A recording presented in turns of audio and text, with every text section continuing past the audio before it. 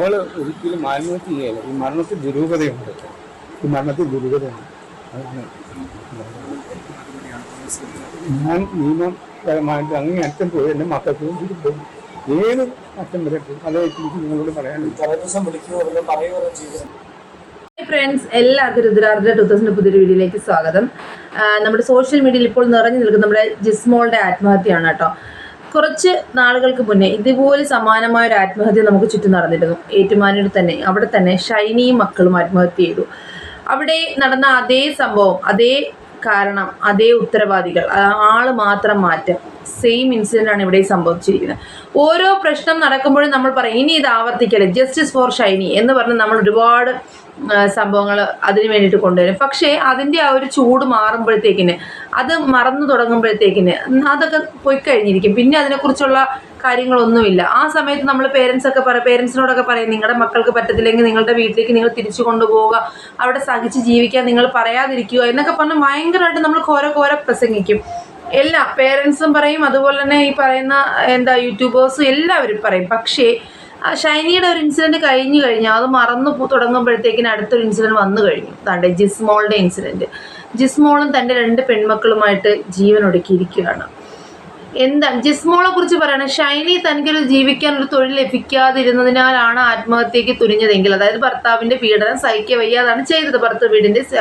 പക്ഷേ ഇവിടെ സ്വന്തമായിട്ട് ഒരു തൊഴിലും അത്രയും ഒരു ബോൾഡ് ആയിട്ടുള്ള കുട്ടി, അതായത് അഡ്വക്കേറ്റ് ആണ് ഈ കുട്ടി ഇങ്ങനൊരു തീരുമാനം എടുത്തിട്ടുണ്ടെങ്കിൽ അത് അവളുടെ തെറ്റാണ്. ഇനി പറഞ്ഞിട്ട് കാര്യമില്ല. ഇനി അവൾക്ക് നീതി കിട്ടണം, ഇനി ഏതറ്റം വരെ പോയി ഇവൾക്ക് നീതി വാങ്ങിക്കും എന്നൊക്കെ അച്ഛനും സഹോദരനും ബന്ധുക്കളൊക്കെ പറയുന്നുണ്ട്. ജീവിച്ചിരുന്നപ്പോൾ മേടിച്ചു കൊടുക്കാൻ കഴിയാത്ത നീതി നിങ്ങൾ ഈ മരിച്ചിട്ട് എങ്ങനെ വാങ്ങിച്ചു കൊടുക്കും എന്നാണ് പറയുന്നത്.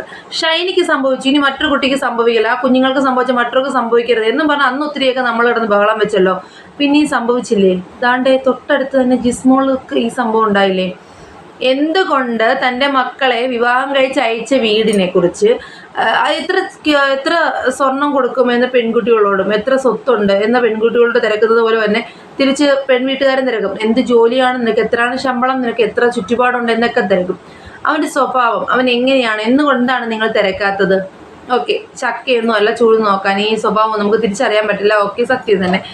നമ്മുടെ ദീപ്തി ടീച്ചറിൻ്റെ ക്യാരക്ടർ, നമ്മുടെ ഫാമിലിയെ കുറിച്ച് പറഞ്ഞപ്പോൾ നമ്മൾ പറഞ്ഞ കാര്യമാണ്. ഓക്കെ, അത് പോട്ടെ. മാരേജിന് ശേഷം അറിയാൻ സാധിക്കുമല്ലോ ഇവൻ്റെയൊക്കെ സ്വഭാവം എങ്ങനെയാണെന്നുള്ളത്. അതറിയുമ്പോഴെങ്കിലും ആ പെൺകുട്ടികൾ വീട്ടിലത് പറയുമ്പോഴെങ്കിലും അതിനെതിരെ പ്രതികരിച്ച് ഓക്കെ ഈ ബന്ധം വേണ്ട, ഇവിടെ നിർത്ത് എന്ന് പറഞ്ഞ് പെൺകുട്ടികളെ വീട്ടിലേക്ക് തിരിച്ചു കൊണ്ടുവരാത്തത് എന്തുകൊണ്ടാണ്? അവിടെ കോംപ്ലക്സ്, അവിടെ സ്റ്റാറ്റസ്, സൊസൈറ്റി, ഇതൊക്കെ നോക്കും പേരൻസ്.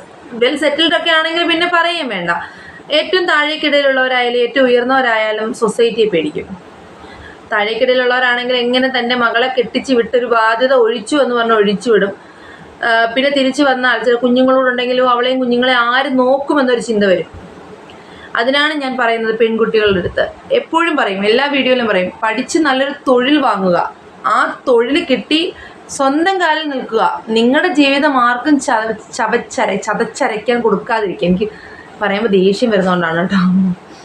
അല്ല, ചവച്ചരയ്ക്കുന്നതും ചതച്ചരയ്ക്കുന്നതൊക്കെ തുല്യം തന്നെയാണ് കേട്ടോ. കാര്യം ഒരു കാർക്കോടകൻ്റെ കയ്യിൽ ജീവിതം കിട്ടിക്കഴിഞ്ഞാൽ പിന്നെ ഒന്നും പറയാനൊന്നുമില്ല. എന്തായാലും ജിസ്മോളെ കുറിച്ച് നമുക്ക് കുറച്ച് വീഡിയോ ക്ലിപ്സ് കണ്ടിട്ട് വരാം.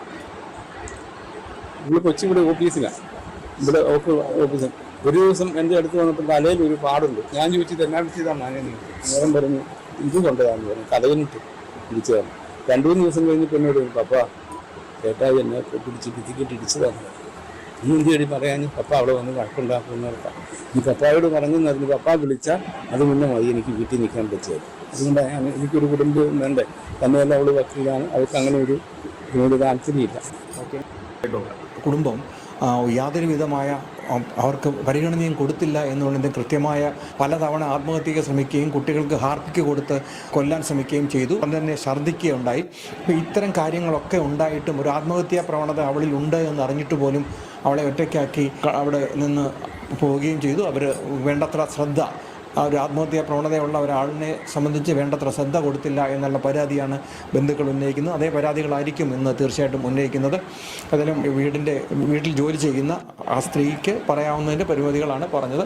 അവർ ക്യാമറയ്ക്ക് മുന്നിൽ ശേഷമാണ് ഞങ്ങളോട് ഇത്തരം കാര്യങ്ങൾ പറഞ്ഞത്. അതുകൊണ്ട് ഇത്തരം കാര്യങ്ങളൊന്നും അവർക്ക് പുറത്ത് പറയാൻ കഴിയില്ല. ഏതായാലും ആശങ്കകൾ പോലീസിനെ അറിയിക്കുകയും അതോടുകൂടി കേസിൻ്റെ അന്വേഷണം ഊർജിതമാവുകയും ചെയ്യുമെന്നാണ് പറയുന്നത്. കഴിഞ്ഞ ദിവസം ഞങ്ങൾ പഞ്ചായത്ത് പ്രസിഡൻറ്റുമായിട്ടും വൈസ് പ്രസിഡൻറ്റുമായിട്ടും ഒക്കെ സംസാരിച്ച വീഡിയോകൾ ഞങ്ങൾ ഇട്ടിരുന്നല്ലോ. അപ്പോൾ അതിനകത്തൊക്കെ ശക്തമായ അന്വേഷണം വേണമെന്ന രീതിയിൽ തന്നെയാണ് മുത്തോലി ഗ്രാമപഞ്ചായത്തിലെ പ്രസിഡന്റ് രഞ്ജിത്തും അതുപോലെ തന്നെ വൈസ് പ്രസിഡൻറ്റും അതേപോലെ തന്നെ പഞ്ചായത്ത് സെക്രട്ടറി അന്വേഷിച്ചു കഴിഞ്ഞ് 10 മിനിറ്റ് കഴിഞ്ഞപ്പോൾ ഞാൻ പുള്ളിയെ തിരിച്ചു വിളിച്ചു. അന്നേരം പുള്ളി പറഞ്ഞു 3 പേരും മരിച്ചു.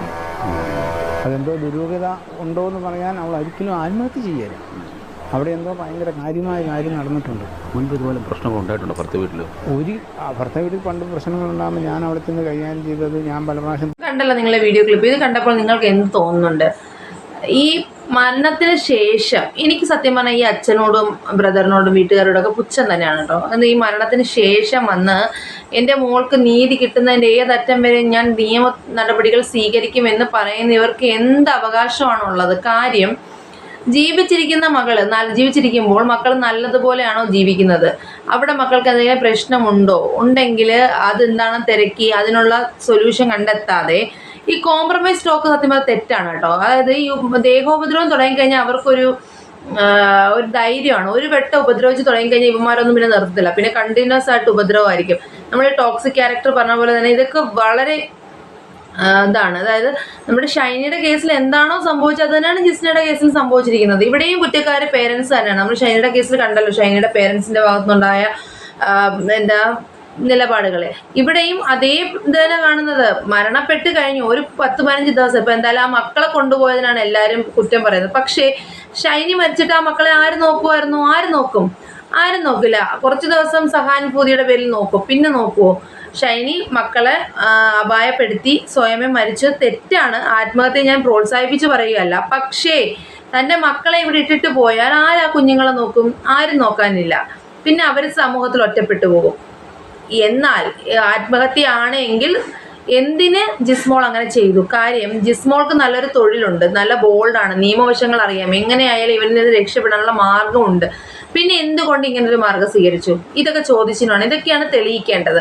പിന്നെ ഇതൊരു ആത്മഹത്യ തന്നെയാണോ? എനിക്കൊരിക്കലും വിശ്വസിക്കാൻ സാധിക്കുന്നില്ല. ഇത്രയും ബോൾഡ്, ഇത്രയും ക്വാളിഫൈഡ് ആയിട്ടുള്ളൊരു കുട്ടി, ഇത്രയും ബോൾഡാണ്, പഞ്ചായത്ത് ഇലക്ഷൻ വരെ നിന്ന് ജയിച്ച മെമ്പറാണ്, ഇത്രയും എല്ലാ കാര്യങ്ങളും നല്ലപോലെ അറിയാം, നിയമവശങ്ങൾ നല്ലതുപോലെ അറിയാം. ഈ കുട്ടി എന്തിനിങ്ങനൊരു നിലപാടിൽ എത്തണം? തോന്നില്ല. അങ്ങനെ ഉണ്ടെങ്കിൽ പോലും അത്രയ്ക്ക് മാനസിക സമ്മർദ്ദം ഉണ്ടായിരിക്കണം. ഇവിടെ ഭർത്താവ് മാത്രമല്ല, ഭർത്തൃമാതാവും പിതാവും അതുപോലെ തന്നെ നാത്തൂനും എല്ലാം ഈ കുട്ടിയെ മാക്സിമം ഉപദ്രവിച്ചതായിട്ടാണ് പറയുന്നത്. ആ നാട്ടുകാരുടെയൊക്കെ ഒരു വീഡിയോ ക്ലിപ്പ് ഉണ്ട്, നമുക്കൊന്ന് കണ്ടിട്ട് വരാം. അങ്ങനെ പറയുന്നത് നമുക്ക് കേൾക്കുമ്പോൾ മനസ്സിലാവും. ഒരു തരത്തിൽ ആ കുട്ടി അത്രയ്ക്ക് ബോൾഡായിരുന്നു. അത്രമാത്രം മാനസിക സംഘർഷം കിട്ടിക്കാണണം എന്നിട്ടായിരിക്കണം ആ കുട്ടി ആത്മഹത്യയെക്കുറിച്ച് ചിന്തിച്ചതെന്നാണ് പറയുന്നത്. നമുക്കത് കണ്ടിട്ട് വരാം. അഡ്വക്കേറ്റൊക്കെ ആയതുകൊണ്ട് നല്ല നിയമ കാര്യങ്ങളെക്കുറിച്ചൊക്കെ നല്ല അറിവും കാര്യങ്ങളും ഉള്ള ഓരോ കൊച്ചിനെ ഇങ്ങനെ ഒരു സംഭവിക്കുമെന്ന് തന്നെ ഞങ്ങൾക്ക് ആർക്കും വിശ്വസിക്കാൻ പറ്റുന്നില്ല. അത്രയും അവൾ പോസിറ്റീവ് എനർജി ഉള്ള ഒരു കൊച്ചായിരുന്നു. കൃത്യമായിട്ട് കേസെടുക്കണം. ഗാർഹിക പീഡനം ഉൾപ്പെടെ കേസെടുക്കണ്ടേ? ഗാർഹിക പീഡനം കേസെടുക്കണ്ടേ? പിന്നെ തീർച്ചയായിട്ടും എടുക്കണം.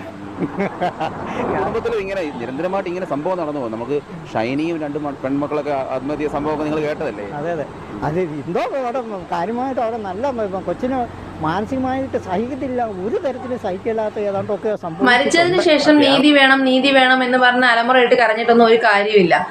മരിക്കുന്നതിന് മുൻപ് വേണം ഇവരെയൊക്കെ രക്ഷിക്കാനായിട്ട്. ഇതെല്ലാം അറിഞ്ഞിട്ടും എന്തായാലും ജിസ്മോളുടെ പേരൻസിന് അറിയാമായിരുന്നു ഇങ്ങനെയുള്ള പ്രോബ്ലംസ് അവിടെ ഉണ്ടെന്ന്. അപ്പം കണ്ടിന്യൂസ് ആയിട്ട് കമ്മ്യൂണിക്കേഷൻ നടത്തുകയും അതുപോലെ തന്നെ തൻ്റെ മകൾക്ക് അവിടെ എന്തെങ്കിലും പ്രശ്നമുണ്ടോയെന്ന് തിരക്കിയെങ്കിലും ചെയ്യണമായിരുന്നു. ഇത് ഇത്ര നല്ലവനാണ്. ഈ പുറമെ ഭയങ്കര അഭിനയമാണ് കേട്ടോ. ഈ ആണുങ്ങളൊരു 90% ആളുകളും പുറമെ ഭയങ്കര അഭിനയമാണ്. 10% ഉള്ളൂ അവരുടെ തനി സ്വരൂപം പുറത്തു വരുന്നത്. ബാക്കിയുള്ളവർ സമൂഹത്തിന് മുന്നിൽ ഭയങ്കര മിസ്റ്റർ ക്ലീൻ ആയിരിക്കും. ആ ഒരു ഫാമിലിയിൽ ആ ഒരു വൈഫിൻ്റെയും കുട്ടികളുടെയും അടുത്ത് മാത്രമായിരിക്കും അവരുടെ തനി സ്വരൂപം പുറത്തു വരുന്നത്.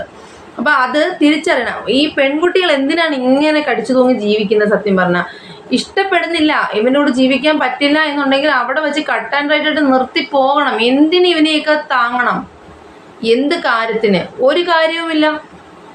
എൻ്റെ പേഴ്സണൽ ഒപ്പീനിയനാണ് ഞാൻ പറയുന്നത്. ഇതൊക്കെ കണ്ടിട്ട് വളരെയധികം ദേഷ്യം വരുന്നത്. കാര്യം ഷൈനിയുടെ പ്രശ്നം ഉണ്ടായപ്പോൾ തന്നെ നമ്മൾ പറഞ്ഞതാണ്, ഇനി ഒരു പെൺകുട്ടിക്ക് ഇങ്ങനത്തെ അവസ്ഥ ഉണ്ടാകരുത്. നിങ്ങൾക്ക് വേണ്ടാന്ന് ചോദിച്ചാൽ ആത്മഹത്യ അല്ല അവിടെ നല്ലൊരു പോംവഴി. ഇറങ്ങുക, അവിടുന്ന് പുറത്തിറങ്ങുക, മക്കളുമായിട്ട് പുറത്തിറങ്ങുക. ജീവിക്കാൻ എന്തെല്ലാം മാർഗമുണ്ട്, എന്തെല്ലാം തൊഴിലുണ്ട്. ഇവിടെ തൊഴിലിനാണോ ക്ഷാമം?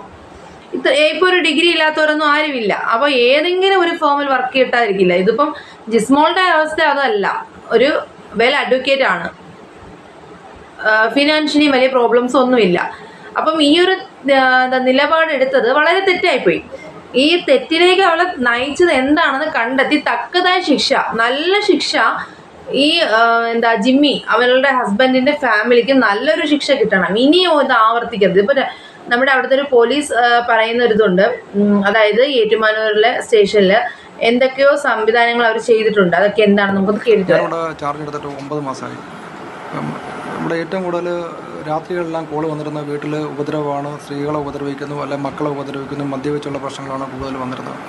അപ്പം അതിൽ നിന്നൊരു വ്യത്യാസം സ്റ്റേഷനിൽ ഉണ്ടാകണം. അപ്പം അതിൻ്റെ ഭാഗമായിട്ട് ഞങ്ങൾ ഇത്തരം പരാതികളായിട്ട് വരുന്ന സ്ത്രീകളെ ഞങ്ങൾ അതിൻ്റെ അകത്ത് ഈ ഭർത്താക്കന്മാരെയും വിളിപ്പിച്ച് ഇവിടെ കൃത്യമായിട്ട് ഞങ്ങൾ കാര്യങ്ങൾ ചോദിച്ചറിഞ്ഞ് ഇതെങ്ങനെ കുറയ്ക്കാമെന്നതിനെക്കുറിച്ച് ഞങ്ങളിവിടെ ബുക്ക് വെക്കാൻ തുടങ്ങിയിട്ട് എല്ലാവരെയും ഇതുപോലെ മദ്യപിച്ച് വരുന്ന ആൾക്കാരെ ഒപ്പിടിക്കാൻ തുടങ്ങി. അതിൻ്റെ ഭാഗമായിട്ട് എനിക്ക് തോന്നുന്നൊരു 300ഓളം ബുക്കുകൾ ഇവിടെ നിലവിൽ ഒപ്പിട്ടിട്ടുണ്ട്. ഇതിപ്പോൾ റണ്ണിങ്ങിലുള്ള ബുക്കുകളാണ്. അപ്പോൾ ഇവരെല്ലാം കൃത്യമായിട്ട് ഒപ്പിടുന്നതുകൊണ്ടാണ് നമുക്ക് വളരെയേറെ മോണിറ്റർ ചെയ്യാൻ പറ്റുന്നുണ്ട്. അപ്പോൾ ഇവർ മദ്യപാനം നിർത്തിയില്ലെങ്കിൽ ഉപദ്രവം നിർത്തി എന്ന് സ്ത്രീകൾ പറയുന്നിടം വരെയാണ് ഒപ്പിടിച്ചുകൊണ്ടിരിക്കുന്നത്.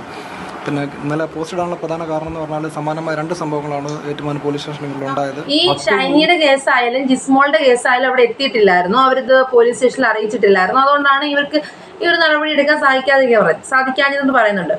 എല്ലാം അങ്ങ് ഉള്ളിലൊതുക്കും. തൻ്റെ ഭർത്താവ് സമൂഹത്തിന് മുന്നിൽ മാന്യനായിരിക്കണം. ആരും പുറത്തു പറയത്തില്ല കേട്ടോ, തൻ്റെ ഭർത്താവിൻ്റെ സ്വഭാവ ദൂഷ്യമൊന്നും പറയത്തില്ല, തൻ്റെ മക്കളുടെ ഭാവി ബാധിക്കും, അതുകൊണ്ടൊന്നും പുറത്തു പറയത്തില്ല. എല്ലാം അങ്ങ് സഹിച്ചു കൊടുക്കും. അവസാനം ഒറ്റയ്ക്കൊരു വഴി, എനിക്കിതൊന്നും പറ്റുന്നില്ല, പോയി ആത്മഹത്യ ചെയ്യുക. ഇതിനപ്പുറത്തോട്ടൊന്നും വേറെ ഒന്നുമില്ല.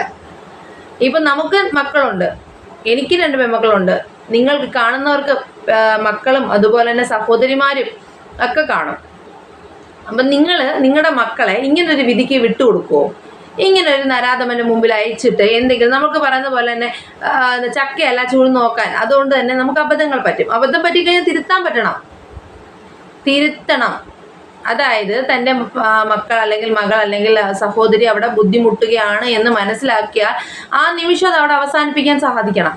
അതിനുള്ള ഒരു ബോൾഡ്നെസ് അവർക്ക് വളർത്തിയെടുക്കണം. ക്വാളിഫിക്കേഷൻ കൊടുക്കുന്നതോടൊപ്പം തന്നെ അങ്ങനൊരു ബോൾഡ്നെസ് കൊടുക്കണം. നിനക്ക് എന്ത് പ്രശ്നമുണ്ടെങ്കിലും അച്ഛനും അമ്മ സഹോദരങ്ങൾ ഇവിടെ ഉണ്ട്, അത് നേരിടാൻ ഞങ്ങൾ തയ്യാറാണ്. ഞങ്ങൾ ഇവിടെ സമൂഹത്തിനെ പേടിക്കേണ്ട കാര്യം ഏത് സമൂഹമാണ്? എന്താണ് സമൂഹം? ആത്മഹത്യ ചെയ്യുമ്പോൾ അയ്യോ കഷ്ട കുട്ടി ഇങ്ങനെ പറ്റിയല്ലോ എന്ന് പറയും. അതേസമയം അവളിതൊന്ന് സഹിക്കോ ചെയ്യാതെ ഇറങ്ങി വന്നാലോ, അയ്യോ അവൾ അഹങ്കാരിയാ, ഭർത്താവ് ഒന്ന് വഴക്ക് പറഞ്ഞപ്പോഴത്തേനും അവൾ ഇറങ്ങിപ്പോരുന്നു, അല്ലെ അവൾക്ക് വേറെ ക്യാരക്ടർ എന്ന് പറയുന്ന ഈ സമൂഹത്തിന് എന്തിന് പേടിക്കണം? ഈ സമൂഹമല്ല നമ്മളെ നോക്കുന്നത്, നമുക്ക് ചിലവർ തരുന്നതൊന്നും. നമുക്ക് നഷ്ടപ്പെട്ടാൽ, ഇപ്പം നമ്മുടെ മകളെ അല്ലെങ്കിൽ നമ്മുടെ സഹോദരി നഷ്ടപ്പെട്ടാൽ നമുക്ക് മാത്രമേ നഷ്ടപ്പെടത്തുള്ളൂ, സമൂഹത്തിന് നഷ്ടപ്പെടത്തില്ല. അതുകൊണ്ട് തന്നെ നമുക്ക് എന്തെങ്കിലും പ്രശ്നമുണ്ടായാൽ റിയാക്ട് ചെയ്യാൻ പഠിക്കണം. റിയാക്ട് ചെയ്ത് അത് അവസാനിപ്പിക്കുക. അല്ലാതെ അതുപോലെ തന്നെ ഈ അടി കൊള്ളുക എന്ന് പറയുന്നത് ഈ അടിക്കാനും ഇടിക്കാനും ഒക്കെ ഇവന്മാർക്ക് ധൈര്യം ഉണ്ടാവുന്നത് എന്തുകൊണ്ടാണെന്ന് അറിയാം. ഇത് കണ്ടും കേട്ടും കരഞ്ഞു വിളിച്ചിരിക്കുന്നത് കൊണ്ടാണ്. ഒരിക്കലും അത് പ്രതികരിച്ച് നോക്കേ, പിന്നെ അവന്മാർ ഉപദ്രവിക്കത്തില്ല. അപ്പം അവിടെ നിന്ന് ഇറങ്ങുക. ആ ഒരു വീട്ടിലേക്ക് നമുക്ക് താൽക്കാലികമായി നമ്മൾ ചെന്ന് കയറിയതേ ഉള്ളൂ. നമ്മൾ ഇത്രയും നാളും ജനിച്ചു വളർന്ന നമ്മൾക്കൊരു സ്വന്തം വീടുണ്ട്, അവിടേക്ക് തിരിച്ചു വരിക. 2 കൈകൾ നീട്ടിയ രക്ഷകർത്താക്കൾ നിങ്ങളെ സ്വീകരിക്കും. അത്രയേ ഉള്ളൂ. അവിടെ അവസാനിച്ചു എല്ലാം. നിന്നെ നിയമപരമായിട്ട് ഡിവോഴ്സ് ചെയ്യുക, ഒറ്റയ്ക്ക് സുരക്ഷിതമായിട്ട് ജീവിക്കുക, അത്രമാത്രം. തൻ്റെ മക്കളെ നോക്കാനുള്ള തൊഴിൽ കണ്ടെത്തുക. ഇത്ര മാത്രമേ എനിക്ക് പറയാനുള്ളൂ. നിങ്ങളുടെ അഭിപ്രായങ്ങൾ നിങ്ങൾ തീർച്ചയായും കമൻറ്റ് രൂപത്തിൽ രേഖപ്പെടുത്തണം. അതായത് നിങ്ങളുടെ മക്കളെ അല്ലെങ്കിൽ നിങ്ങളുടെ സഹോദരിയെ ഇങ്ങനൊരു അവസ്ഥയിൽ നിങ്ങൾ എന്തായിരിക്കും പ്രതികരിക്കുക?